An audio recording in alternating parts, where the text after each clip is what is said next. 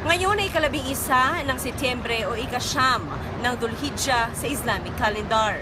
Alas 11 ngayon dito sa Saudi Arabia, habang alas 4 naman sa Pilipinas. Ngayong araw ang sinasabing araw ng Arafah.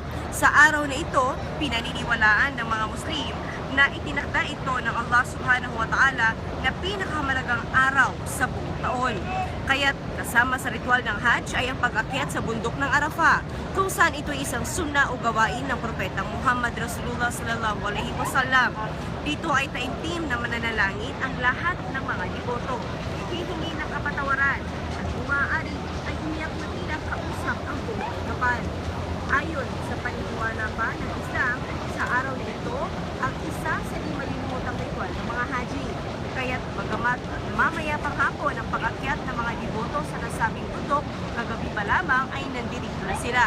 Hindi man nakadalo ang lahat ng mga Muslim sa sagradong paglalakbay, maaari pa rin umanong kaisa sila sa araw na ito sa pamamagitan ng fasting o pag-aayuno ngayong araw.